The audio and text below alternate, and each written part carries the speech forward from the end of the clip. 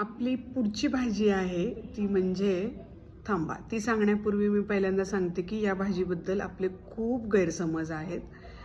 म्हणजे ह्याच्याने वजन वाढतं, कोलेस्ट्रॉलला चांगलं नाही, फॅट्स वाढतात किंवा बरेच काही गैरसमज. पण जर ही भाजी योग्य पद्धतीने घेतली, भाजी म्हणजे ही एक कंद आहे जे आपण पावसाळ्यात खूप चांगल्या पद्धतीने याचा वेगवेगळ्या पद्धतीने वापर करू शकतो.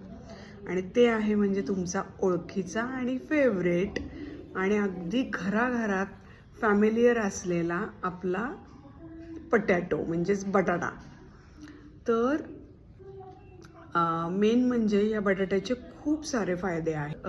तुम्ही भाजून खाल्लं तर ज्या लोकांचं वेट वाढत नाही त्या लोकांचं वेट खूप हेल्दी पद्धतीने वाढते, कुठलाही त्रास न होता.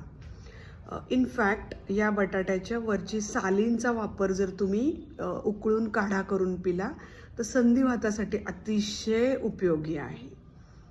त्याचप्रमाणे आपण या बटाट्याचा कच्चा रस जर सालीसहित घेतला तर तुम्ही एक मॅजिकल इफेक्ट बघू शकता.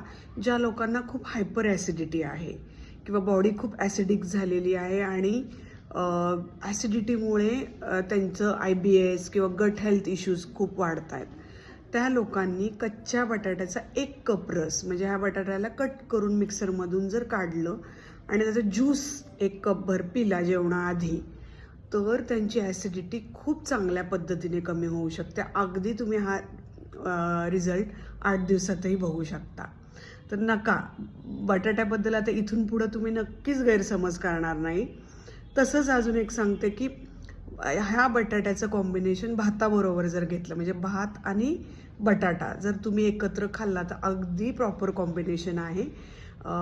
खूप चांगल्या पद्धतीची एनर्जी मिळते तुम्हाला आणि शक्तिवर्धक म्हणून आपण हे असं कॉम्बिनेशन हे मानलं जातं.